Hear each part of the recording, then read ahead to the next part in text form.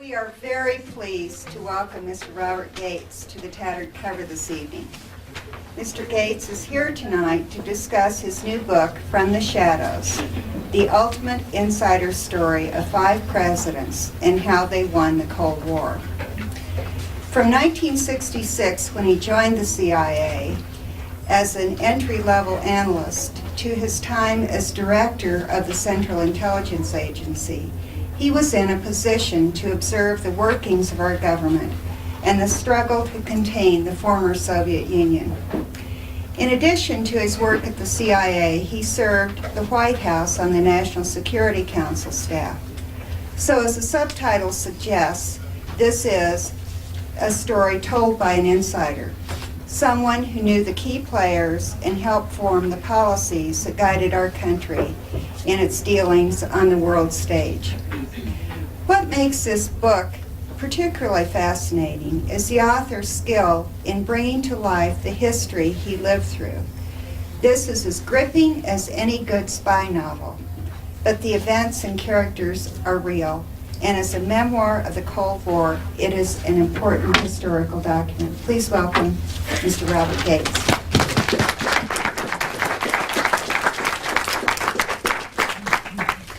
I suppose I ought to start by extending my condolences to the only people in Denver whose televisions aren't working, apparently, and the hope that the Avalanche win tonight.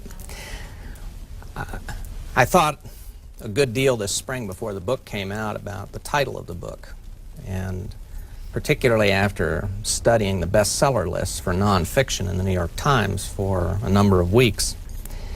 And I went to Simon & Schuster at one point and I said, you know, I think we've got the wrong title on this book if it's to do anything.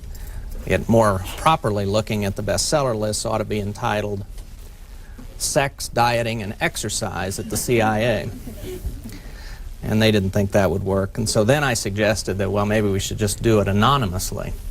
And they said, no, that's already been taken. Almost 5 years ago in Moscow, a new era in world history began. In what seemed the twinkling of an eye, the most ruthless and powerful tyranny in history shattered and collapsed. And in its death throes, so too died and ended the Cold War, its outcome a great victory for the United States. My book is an eyewitness account of how 5 presidents made decisions, shaped strategies, and took actions that helped bring about that outcome. The story is a little James Bond, a little of Tom Clancy's Jack Ryan, a little John Le Carre, a certain amount of Forrest Gump, more than a little of Woody Allen's Just Showing Up, but a dollop of danger added that none of the fictional heroes ever had to encounter, and that is simply surviving on the political mean streets of Washington through 5 presidential administrations.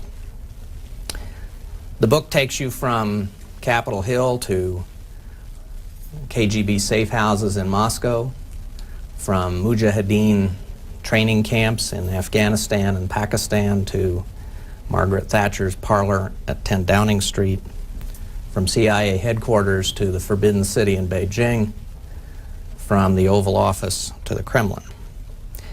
Behind all the stories of secret missions and secret wars and secret operations, secret summits, behind the stories of intrigue and politics inside the White House and between the White House and other parts of the government and other governments in the world, behind all the personality clashes and conflicts and cooperation, there is a consistent theme, and that is how the Soviet Union collapsed and the part played in that by the United States.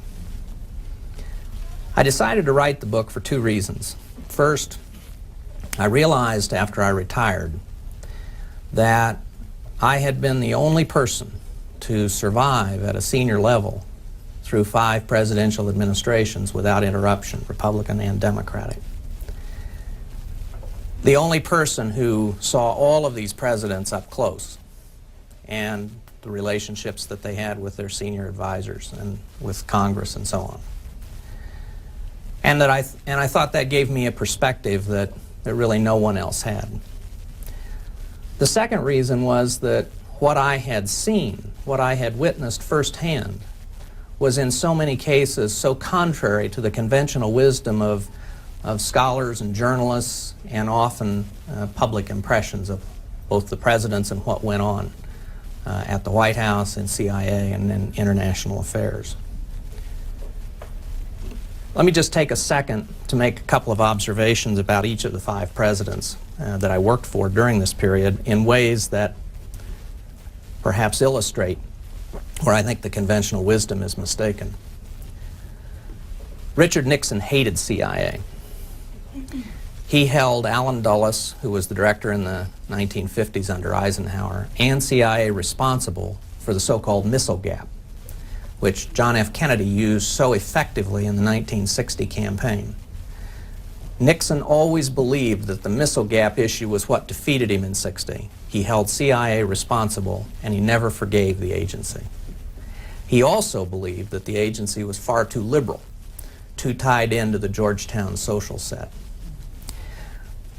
I refer to the period of détente during Nixon's presidency as the era of smoke and mirrors, because for all the rhetoric of a new generation of peace, a new kind of relationship with the Soviet Union, in truth, during the entire period, neither side ever gave up a single strategic offensive modernization weapons program.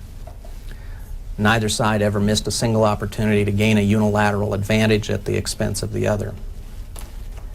Furthermore, contrary to the conventional wisdom, this president, who was popularly perceived as being such a hard-line anti-communist, was in fact the Soviets' favorite president to deal with during the entire period from Vietnam to the Soviet collapse. Because nearly alone, he did not challenge their internal rule. He did not challenge their repression at home. He did not challenge the suppression of the dissidents.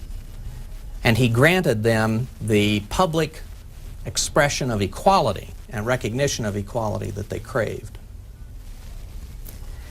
I think Jerry Ford came into office with a greater burden than almost any president in recent decades.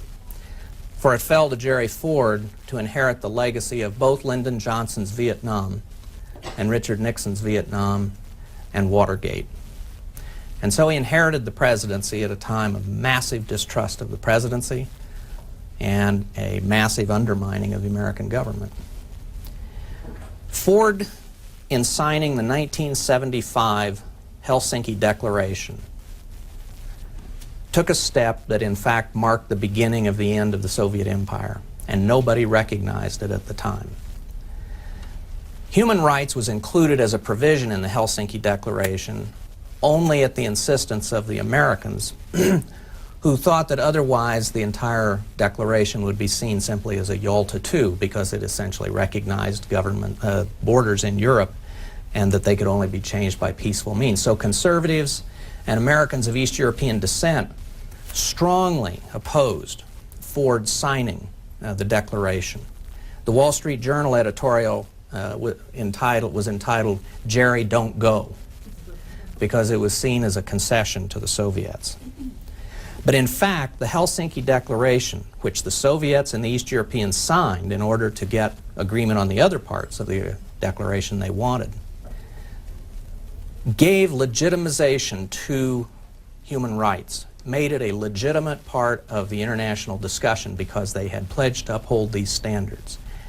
And throughout Eastern Europe and the Soviet Union, individuals like Lech Walesa in Poland and Václav Havel in Czechoslovakia and others in the Soviet Union would use the Helsinki Declaration to form groups to highlight the gap between their government's performance under the Helsinki Declaration and what they had pledged to uphold. And these groups would become the core of governments that would take power in 1989 in Eastern Europe and would play an important role in the Soviet Union in the ensuing 15 years. Ford recognized what he was doing in his memoirs in 1979, long before it was clear what the real impact of Helsinki would be. He acknowledged that he believed that it would give rise to democratic movements in Eastern Europe. It was a far-sighted thing to do. It was a courageous thing to do. And it probably played a major role in him losing the election in 1976. I think nowhere do I challenge the conventional wisdom more than with Jimmy Carter. Carter was perceived as weak and vacillating when it came to the Soviet Union, as deeply ambivalent about how to deal with them. And yet, this book for the first time lays out how Jimmy Carter, in many respects, laid the foundations for much of what Ronald Reagan would do.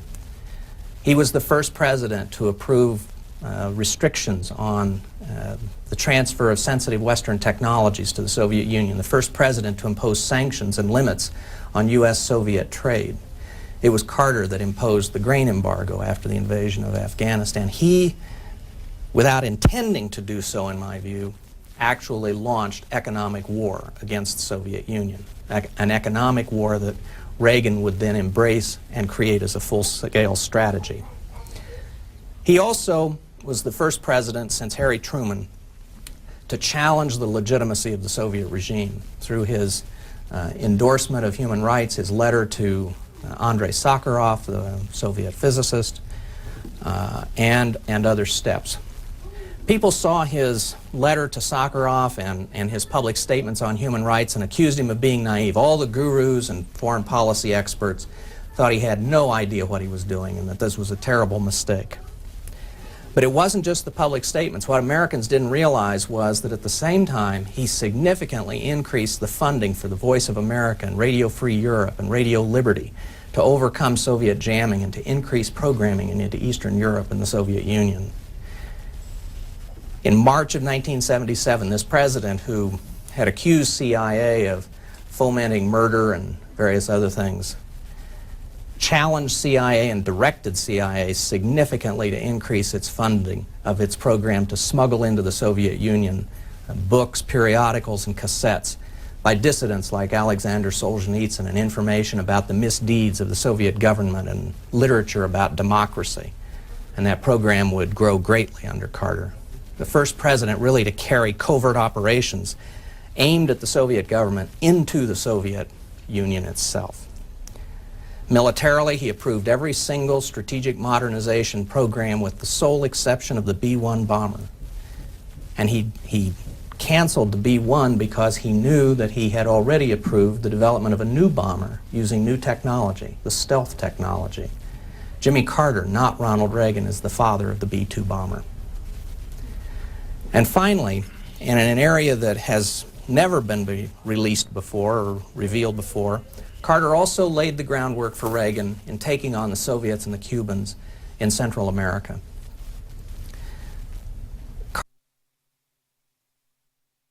Latin American region was in the spring of 1979 when he approved a covert action directing CIA to go after the new Marxist government of Maurice Bishop in Grenada. Now, interestingly enough, the Senate Intelligence Committee would not let Carter implement this covert action. And so Ronald Reagan would deal with the problem 4 years later with the American military. But Carter tried to deal with it first through covert action. Then, in July 1979, 2 weeks after the Sandinistas took power in Nicaragua, Jimmy Carter signed the first covert action authorization directing CIA to counter the activities of the Sandinistas. And a couple of weeks after that, he signed another authorization directing CIA to help the Salvadoran government interdict weapons going from Nicaragua to insurgents in El Salvador. By the fall of 1979, a number of covert actions had been put in place by Jimmy Carter to counter the Soviets and the Cubans throughout Latin America. And finally, he approved CIA beginning to help the Mujahideen in Afghanistan 6 months before the Soviets invaded, as he saw the Soviets building up their position there. So in all of these areas, the foundations of covert actions that would become so controversial, at least in the case of Central America under Ronald Reagan, were in fact put down by Jimmy Carter, something the American people have not known.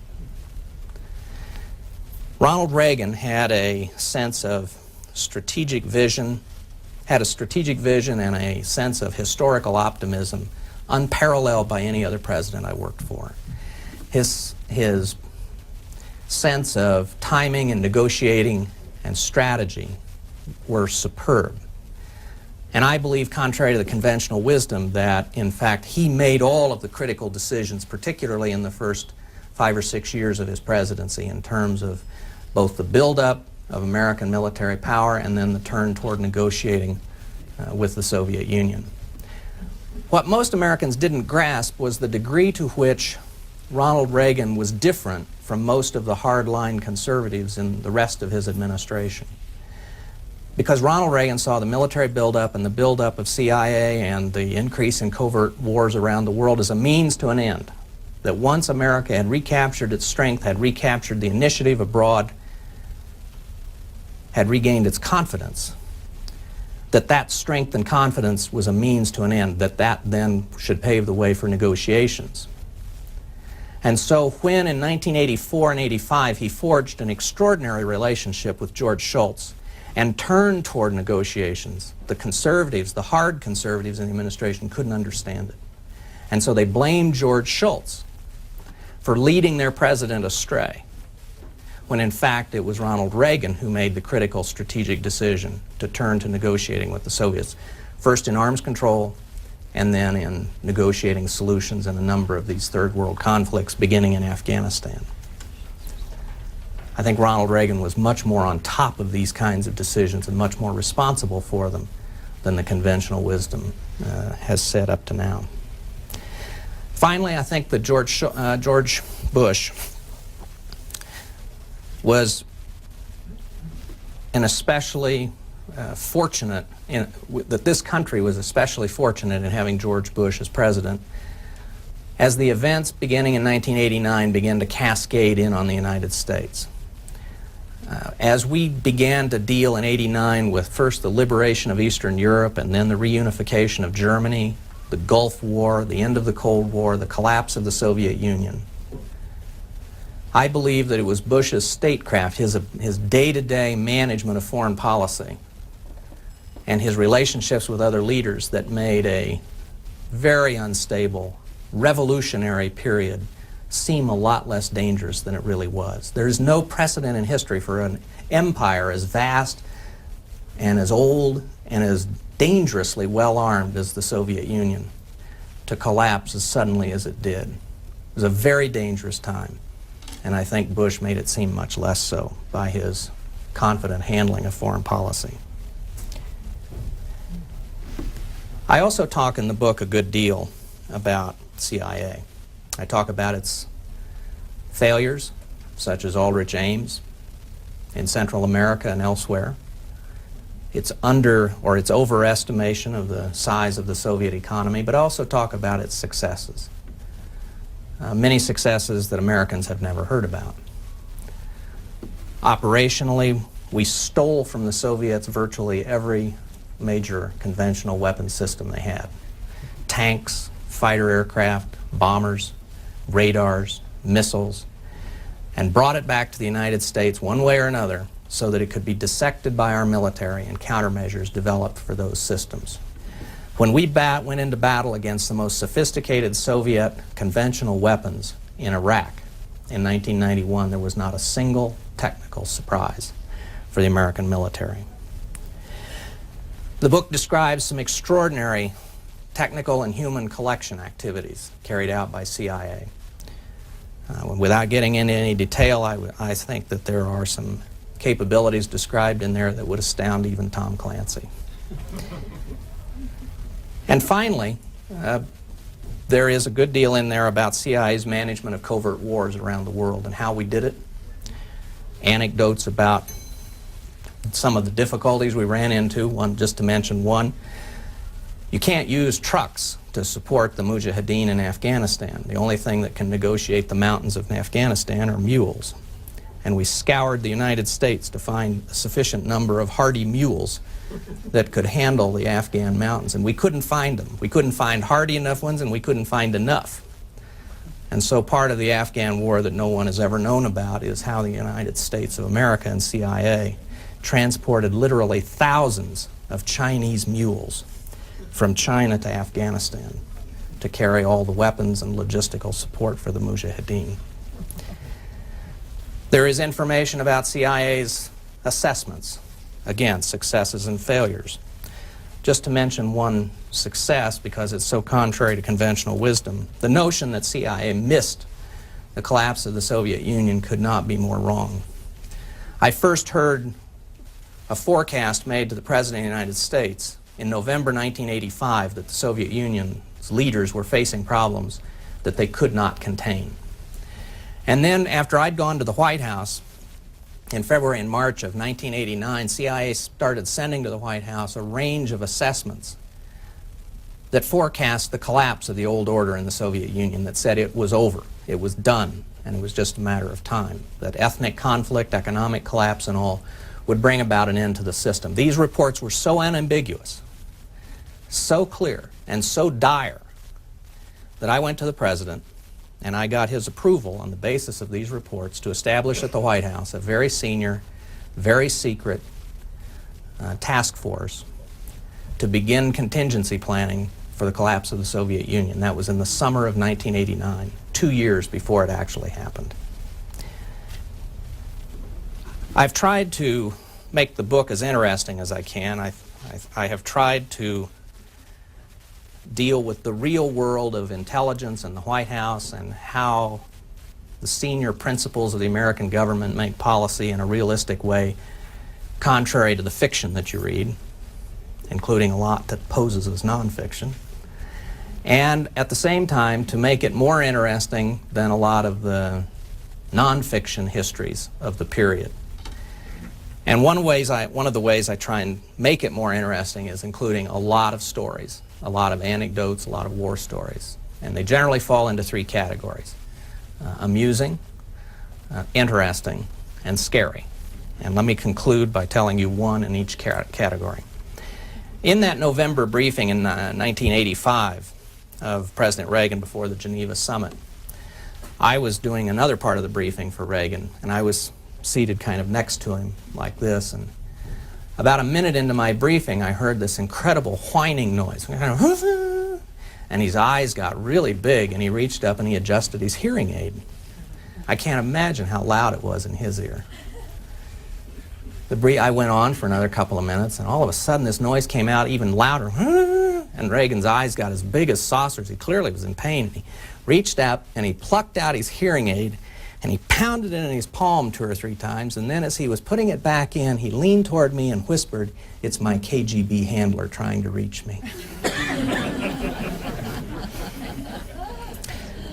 One of the interesting stories and one of the success stories is how CIA developed, initially for use in Iran,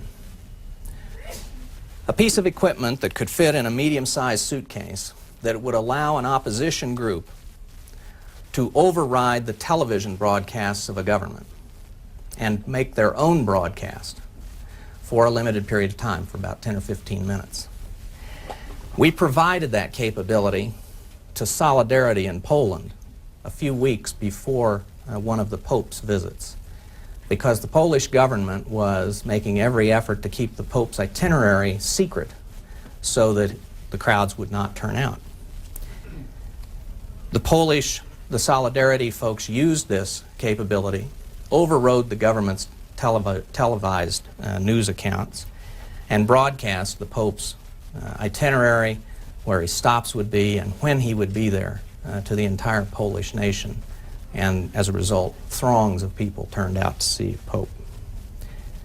And finally, the scary ones. There are 2 stories in the book about when we may have come close to nuclear war, and the American people didn't know about it. One of those took place during the Carter administration, one during the Reagan administration.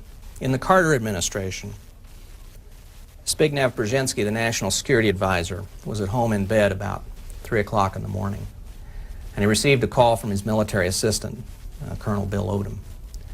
And Odom had gotten a call from the National Military Command Center that apparently 220 Soviet warheads were inbound on the United States. Brzezinski knew that the president's window of decision was 4 to 6 minutes. And so he told Odom to check. He, first of all, told him to confirm that the Strategic Air Command had launched their planes, and then told him to check back in just a minute. Odom called back about a minute later and said that indeed the first report had been mistaken. It appeared that 2,200 warheads were inbound. It was an all-out attack on the United States. Brzezinski was within about 90 seconds of calling President Carter when he got a third call from Odom saying that our space systems had not confirmed any launches from the Soviet Union. It appeared to be a mistake or a false alarm. In fact, it had been a mistake because down at NORAD, someone had put an exercise tape into the computer. Brzezinski never told me what he did after this exchange of phone calls. He'd been sitting on the side of his bed. He had never awakened his wife, figuring that everyone would be dead in 30 minutes. And one of the reasons for writing the book is that people don't forget what a scary time it was. Thank you all very much.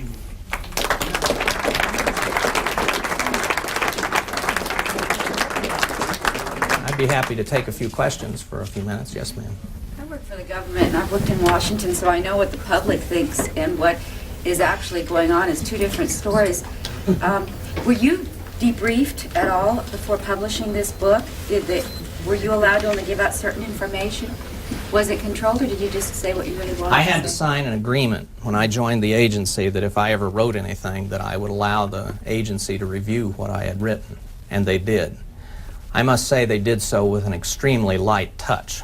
The book, the original manuscript I wrote was serious doorstop material. It's about twice the length of the book you have. And out of that 1,700 plus manuscript pages, I would guess that the government asked me to take out the equivalent of maybe 6 double-spaced pages. And they never asked me to delete a subject. In virtually every case, what they asked me to delete was elaborating detail, where they didn't have a problem with my talking about specific things, but they didn't want me to get into the details of certain kinds of collection systems. And so, frankly, I found the review very fair. I had no objections to it. Yes, ma'am. You talked about the Pope. How powerful is the Vatican in terms of world affairs? I think what power the Vatican has is essentially moral. I think that the one exception that I would make to that statement was during the 1980s, I think the Vatican exercised considerable influence in Eastern Europe and in the western part of the Soviet Union. I never had any proof, and I never saw any documentation, but I had the sense that priests were playing a fairly influential role behind the scenes, not only in Poland, but in the other areas that I mentioned, in terms of trying to orchestrate resistance to the communists. But outside of that area, I don't know of any instance where the Vatican really was able to exercise significant influence. In fact, in Central America, it was interesting to see how little influence the Vatican had, even over its own priests in many instances, and the whole realm of liberation theology, that it couldn't even control them. Yes, sir. I have 2 questions, so if you can answer this, answer one. Considering everything that happened in Europe, do you think we should still remain as part of NATO? And my other question is, I've heard some weird talk about possibility sometime early next century conflict with China. What do you think? Well, I think we face 2 broad problems in the world, one immediate and one longer range, both of which, in my view, argue for the continued need for NATO.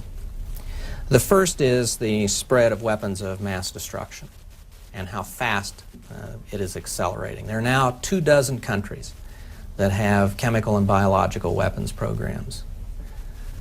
There are 14 that have their own ballistic missiles. Iran will have a nuclear weapon by the turn of the century.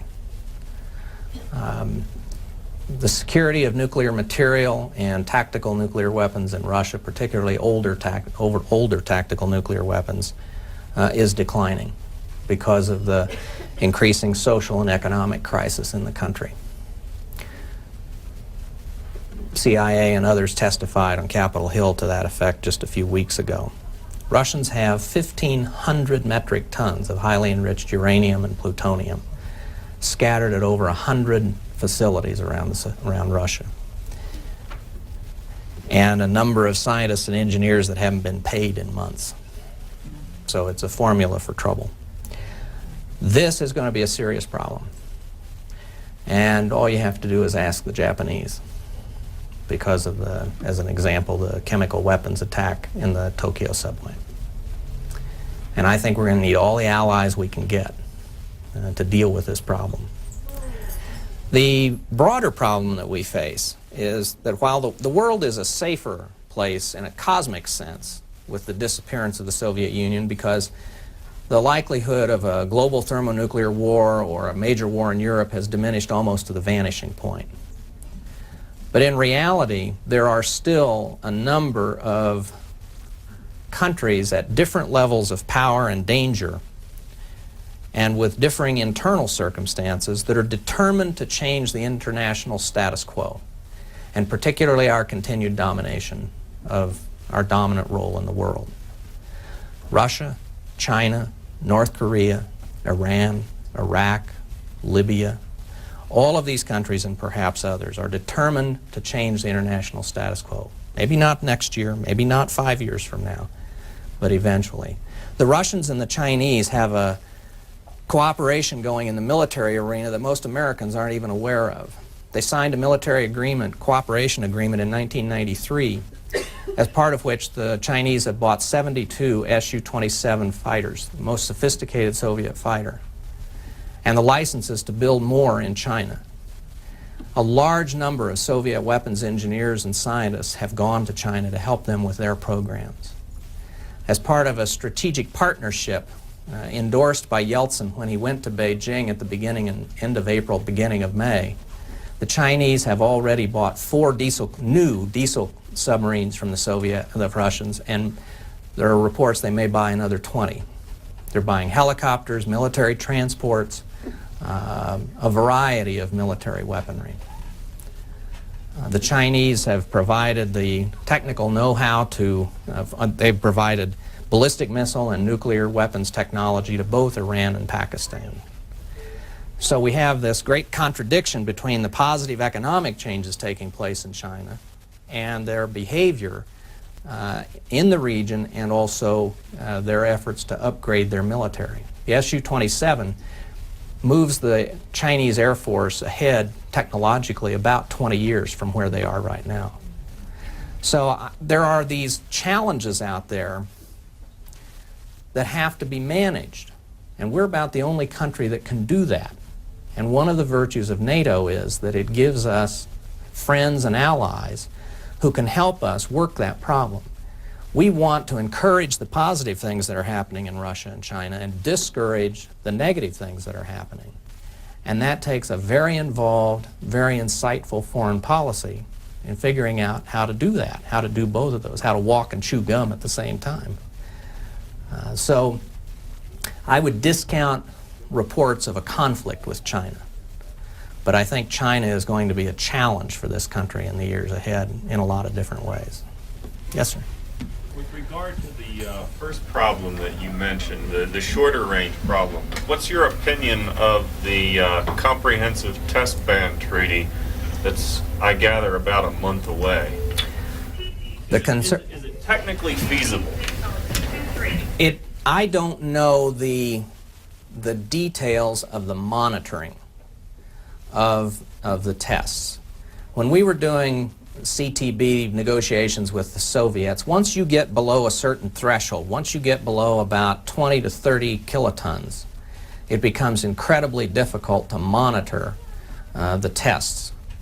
And the United States already is a signatory to the threshold test ban, and Soviets were not allowed to test any nuclear weapons over 150 kilotons, and neither were we. there were huge uncertainties in our evaluation of whether their tests were outside the 150 kiloton.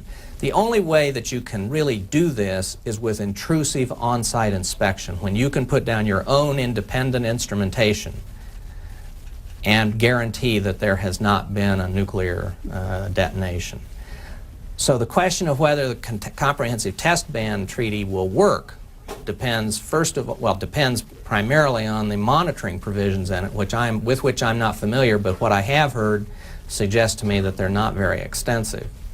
The other thing is, we have now reached a point, and I think the Pakistani nuclear weapon is a case in point, where if you're using proven technologies already, if you've been given the technology by somebody else, between previous experience with detonations by those who developed the technologies and computer modeling, you can probably develop a fairly reliable nuclear device without testing it. And I think that's probably where the Pakistanis are. Yes, sir. Mr. Gates, do you think enough resources are being applied to anti-terrorism? Because in my opinion, I think, for example, Islamic fundamentalism is a real threat. This is one area where I think Americans can be encouraged, and frankly, the government probably could say a little more about it without revealing just what it's doing. I don't know a single area of government activity where cooperation among agencies, for example, CIA and the FBI, is closer and the working relationship better than in counterterrorism. And we have an extraordinary record of thwarting terrorism in this country and as targeted against Americans abroad. You can't, as Oklahoma City shows and as the World Trade Center shows, it cannot be a foolproof net. But I'll give you an example, and since I wasn't at the agency during the Gulf War, I can brag on them. During the Gulf War, we learned from our allies, from other intelligence services, and from our own resources that Saddam planned about 400 terrorist attacks against Americans and American facilities around the world. And between CIA, the FBI, and our cooperating intelligence services around the world, we managed to thwart or fend off virtually every one of them. I think you've read in the papers about this fellow who was arrested who was going to plant all these bombs on planes crossing the Pacific just a couple of years ago. So I think there are a lot of successes out there that obviously people don't want to talk about in government because they don't want to pretend that they can cast a complete protective net. But I'll tell you an anecdote that illustrates the effectiveness of American counterterrorism and the ability of these agencies to work together. In the early 1980s, you may remember a TWA plane was hijacked to Beirut, and an American serviceman, Robbie Steedham, was killed and thrown out on the tarmac. We identified the terrorist who led that, and he hid out in Beirut. And we've always considered that the fundamental approach that we ought to have to terrorism is that you can run but you can't hide.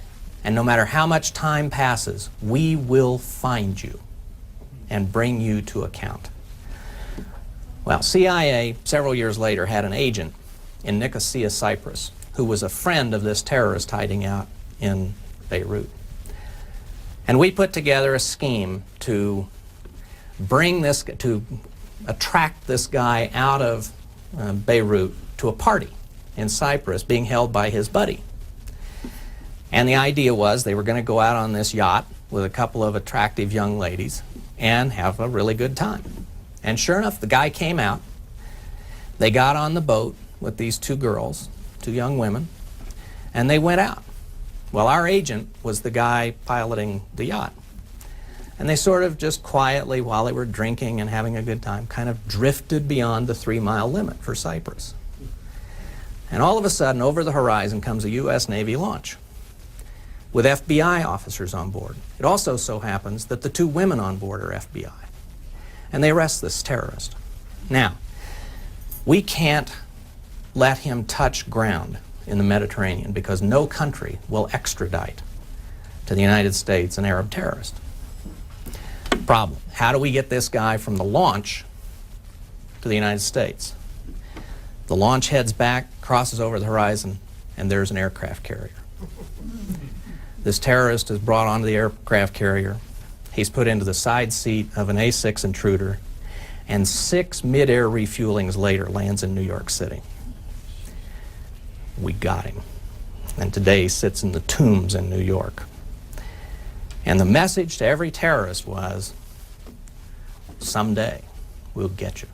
We will never forget. That's a very useful message to have out there. But it's better than people think. Yes, sir? In light of your comments on potential of, from the point of materials, nuclear proliferation what's your views on SDI and the politicization of this, rather than the politicization of these issues, rather than what would appear to many as the common military points of view, as is not making a comment either way? I think that sort of common sense has fled this discussion a long time ago.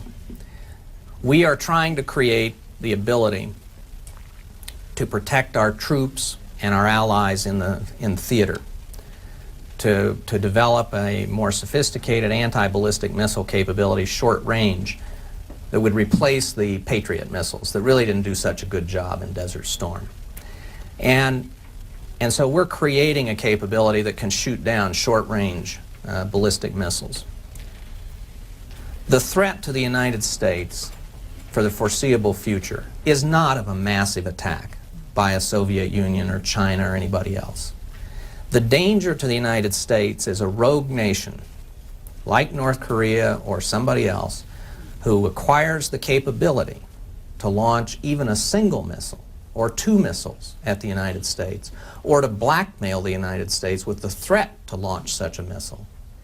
And it seems to me that if we can develop a limited short-range capability that protects our troops in the field, then the next step would be a medium-level kind of capability that you could deploy perhaps to Alaska and Hawaii that would just give you the capability to shoot down 2 or 3 or 4 of these missiles. They don't have to worry about being saturated. They don't have to worry about a massive attack and so on.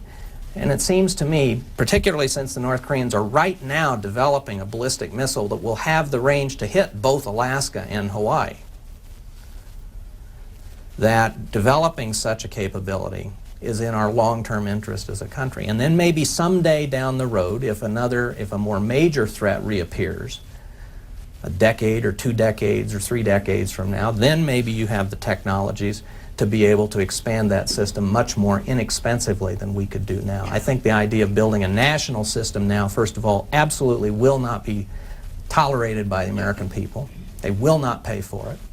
And I think it's a mistake to push it, because in pushing it, I think we are foregoing a smaller system that would be more useful against the threats that exist now and are likely to exist over the course of the next decade. So between those who don't want to have any kind of a capability and those who want an all-encompassing capability, we're doing nothing. And I think that's a mistake. Final question. What does the next DCI do now to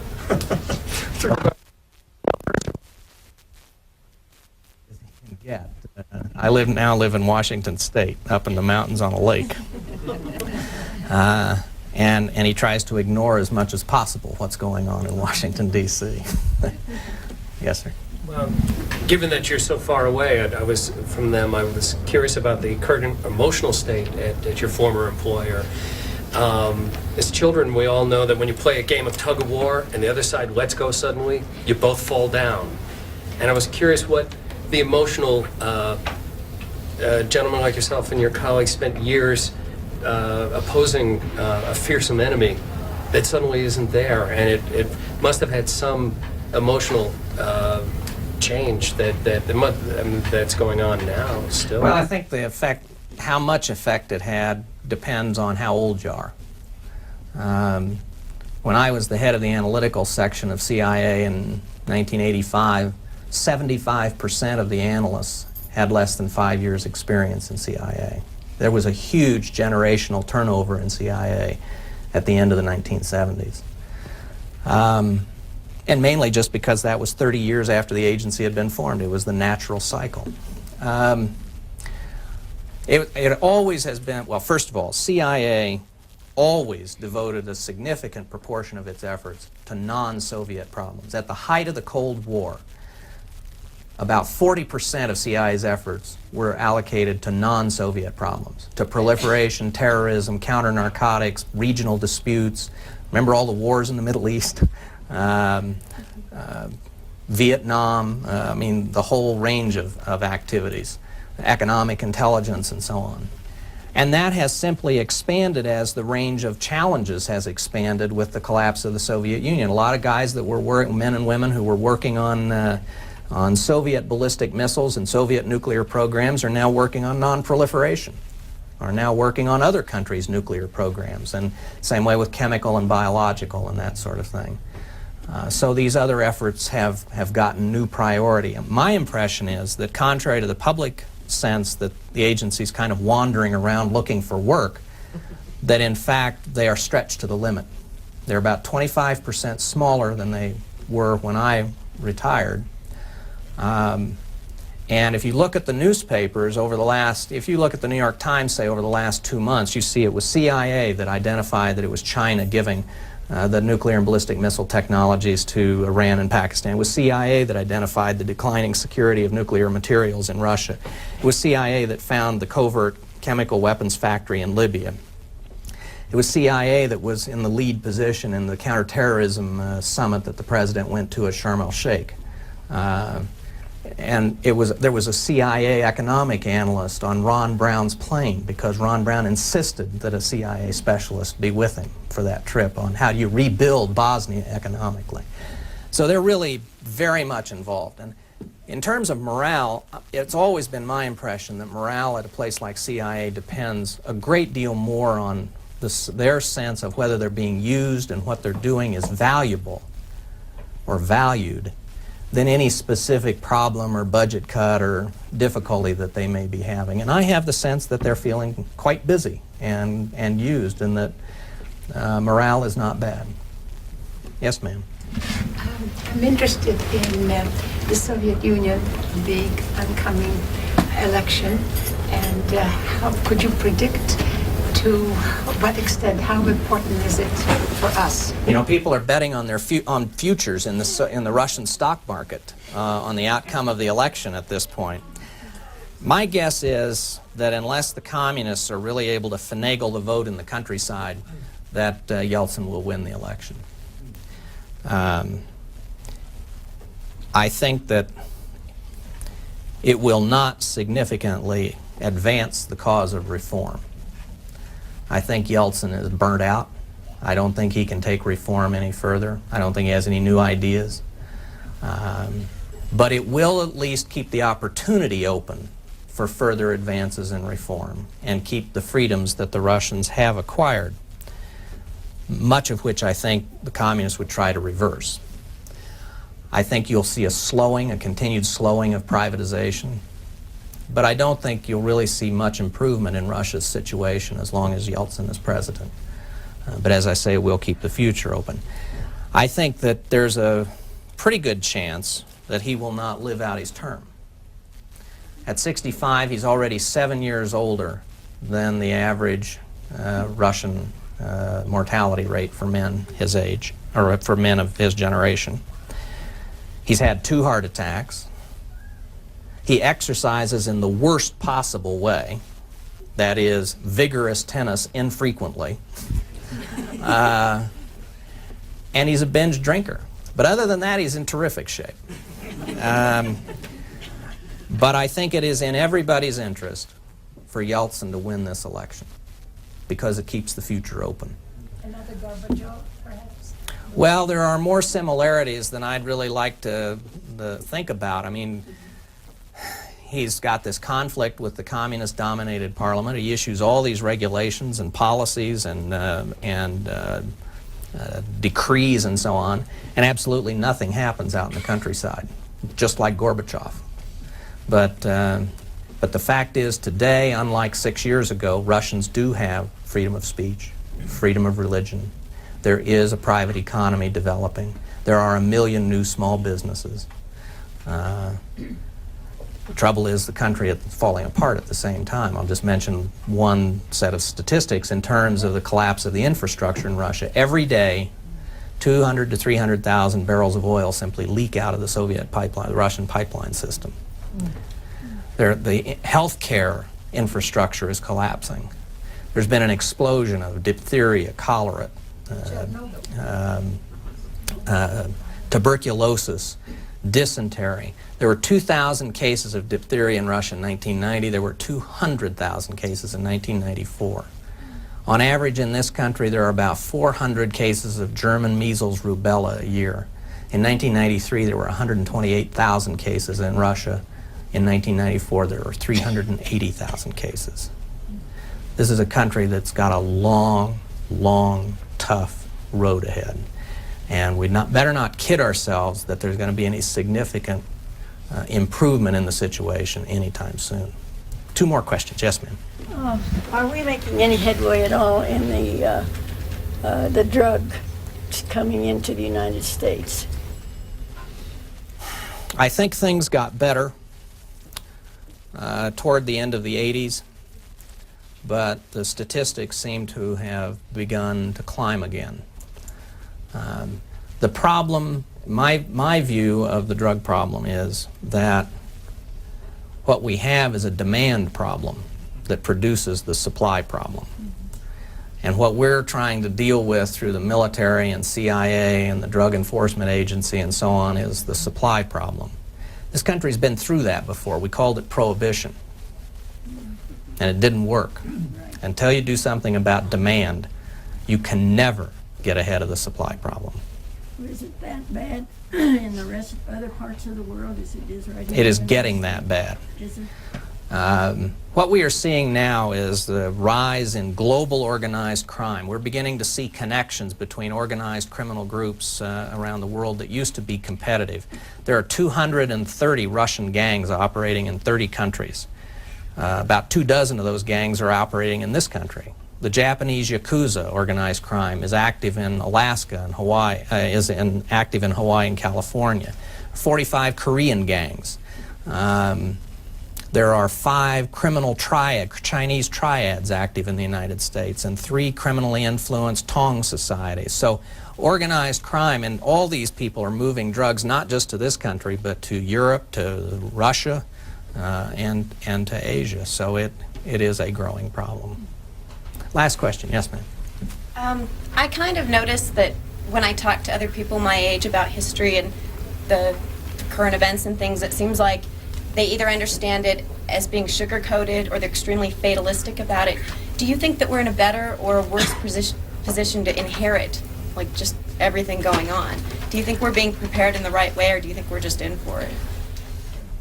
I think that, well, first of all, you have to understand my perspective. There's an old saying in our business that when an intelligence officer smells the flowers, he looks around for the coffin. There is a tendency to be too pessimistic. My view is that the world, this is a good one to end on, my view is that the world is potentially on the threshold of a new golden age. 20 years ago, there was one democratically elected government in Latin America. Today, there is only one government that is not democratically elected. South Africa. No one dreamed that apartheid would be brought to an end with so little bloodshed and with such a reconciliation as between a Mandela and a de Klerk.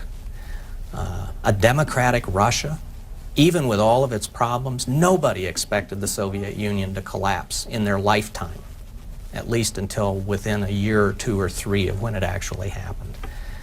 Eastern Europe free, China developing a market economy. There are a lot of problems in these places. I've described a few of them.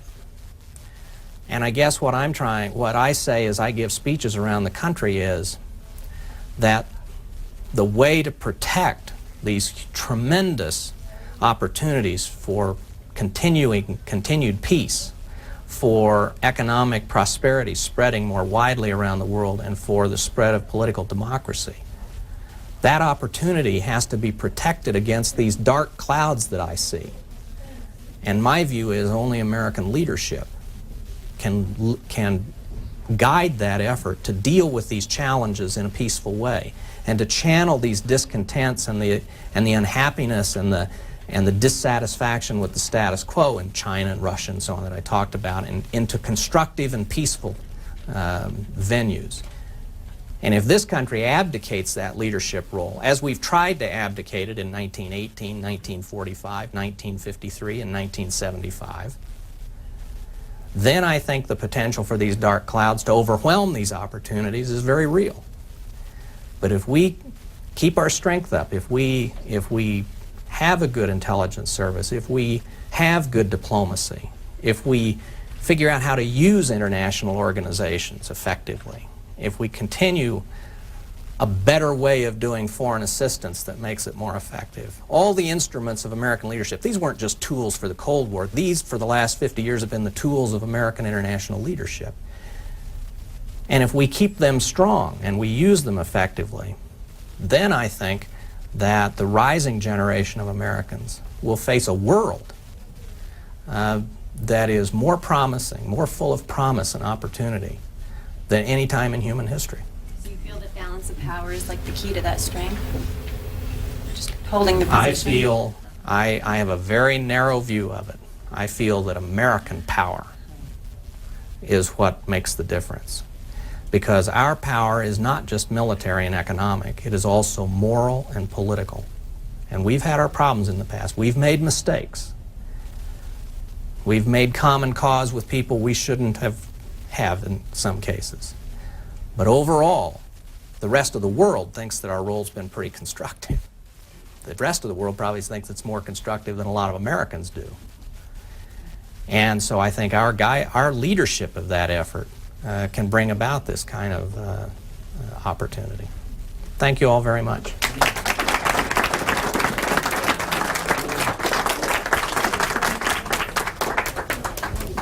Well, thank you very much, Mr. Gates. And I just have to point out that this is the 18th city on a 19-city tour. And so I think this was a wonderful evening, and thank you very much.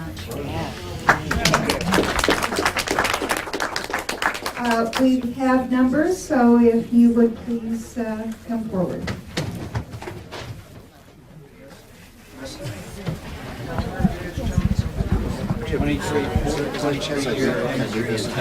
Oh, really? Air Force.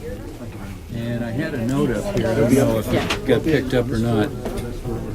Oh, I saw it there. I just didn't know whose it was. Yeah. This one right here? Yeah. Okay. Anyway, I left my address if you'd be so kind to drop a line in one of my questions there.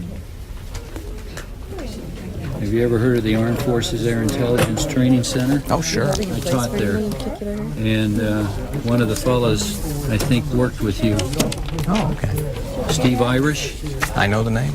Okay. Thanks a lot. We're buddies. Pleasure. Thank you. My daughter Deanne here is interested in working for the State Department. Oh. An analyst. Yeah. No cowboy stuff.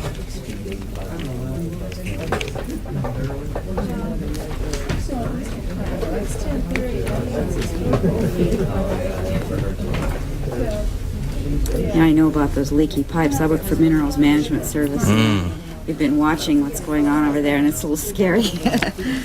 That Armenian and Azerbaijani mess was kind of a problem with all the lines.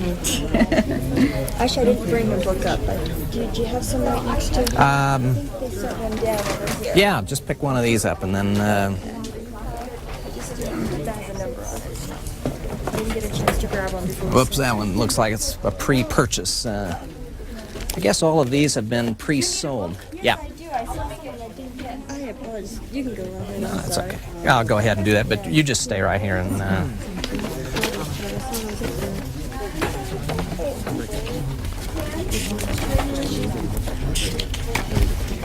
To the right of myself? When you step up. Oh, all right. I'll do that.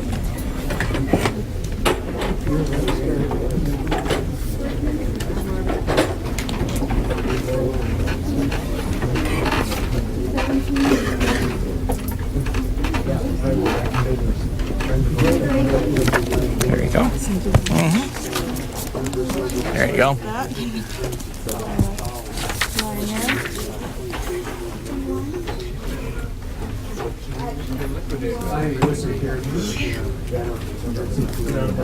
You were very patient. Time for bed. I'm sure she understood it all. I'm sure she did. Find more interesting in her books, I'm sure.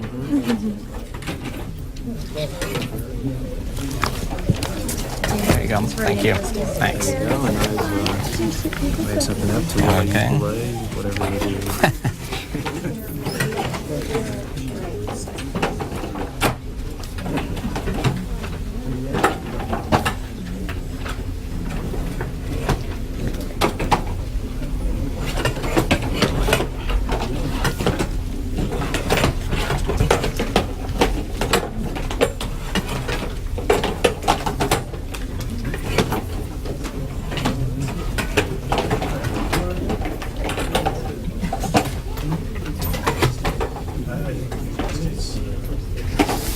There you go. Thank you. Thank you.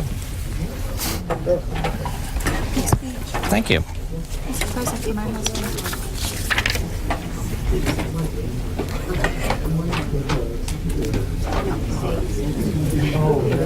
Capital M. Yes, sir.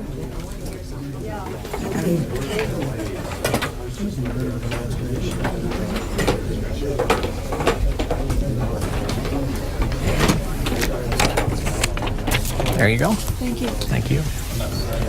Robert, I'm a pledge brother of Jim's, and Is that right? I'm interested to know how he's doing. He's doing great. His operation Yeah. is gone. Yeah. In fact, he and Elise are headed to Europe Oh, they are? in about 2 weeks. Well, they're not going to be home then. We were hoping to come to Wichita and visit them on the Wait. 28th. I think they're going to be gone, but I'd sure call him to make will. sure. Is retirement going well? For him or for me? He's teaching at a local university. Oh, he is? Yeah.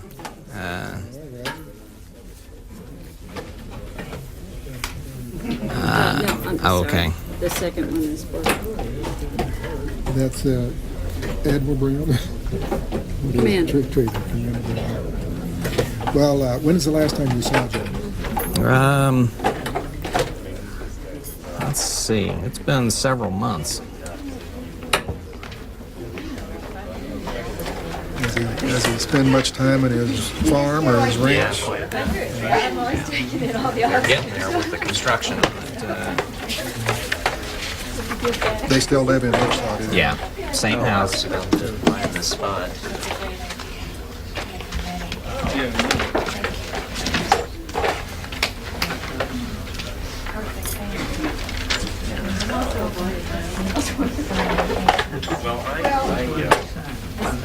Do you live here in Denver now? I do, yeah. I've flown for the airlines for 31 years and just retired. Well, it works. Thank you very much. Thank you. Thank you. Thank you. Hello. Hi. Well, I was a student of Russian studies and lived in Russia the exact years under your directorship. Oh, really? So, Well, it was quite a time to be there. yes, it was very exciting. So I'm very honored to have met you. I have to tell you, when I went there as director, it was an eerie sense. I couldn't wait to get out of there. Thanks. Me either. Mr. Gates, if you just sign your name and Okay. date, that's fine. I'll get off from these personal messages. There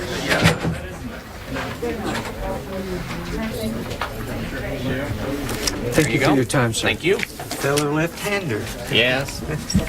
I was in the 55th. yes. You've probably heard of them for about 11 years. I got out shortly before they transitioned into the 135s.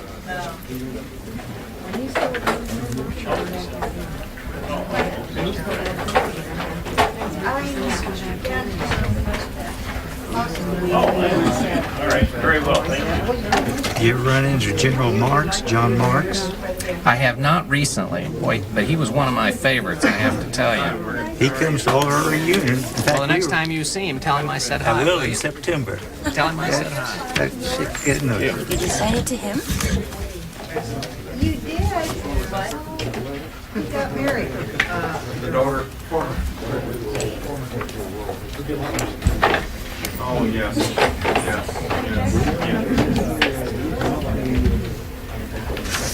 There you go. Thank you.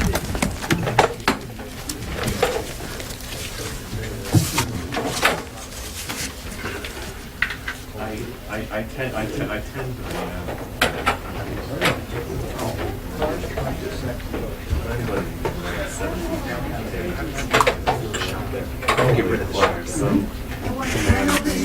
Thanks, Mr. Thank you. Hi, Bob. Hi. I'm Wally. Well, sure, Wally. How are you? I thought you looked familiar. Hi. Yeah, faces Boy, from the past. it has been a while. That's the truth. Well, we've admired your career. Well, thank you.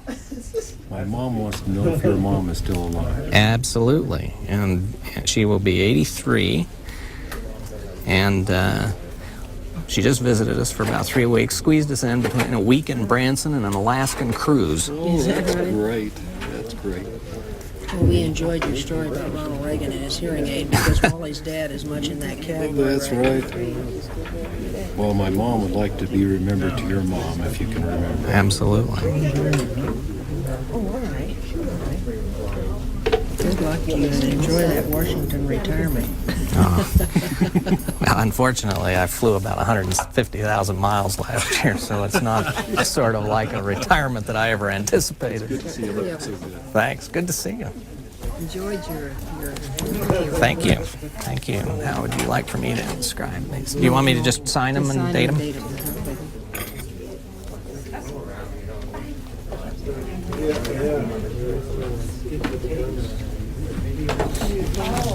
I had a question I should have asked you at the asking time.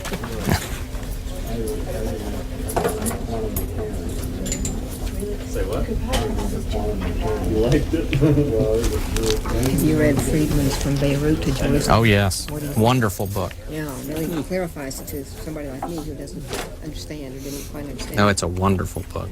He was, I have a lot of respect for him. He sure lived in danger for a long time. Yeah, I sure did. Thank you so much. Thank you. very much. Thank you. Okay. Hi. Hi. Could you put this to my husband to read? Sure. Have you ever had the opportunity to meet Lady Thatcher? I'm sure you probably have. Many times. In fact, there's a picture in here of that right there. Oh, how wonderful. Yes, I have a photo. My husband's American. I call him the true American. Would you mind writing that below? Because he really is. No, this is the new one. This is the Einstein. Wonderful. There you go. Thank you so much. Thank you. How you doing? Hi, fellow alum. Yeah. I was also at NSA in the 80s. Oh, really? I graduated from William & Mary in 72. Probably had some of the same history professors you had. You know, I noticed in the alumni magazine that Ludwell Johnson just retired just 2 or 3 years ago. Mm-hmm. Did you know George Strom? No, I don't think so. I think he came after I. Either I didn't have him. Nice Pleased to meet you. And I just thought I'd let you see these. This is a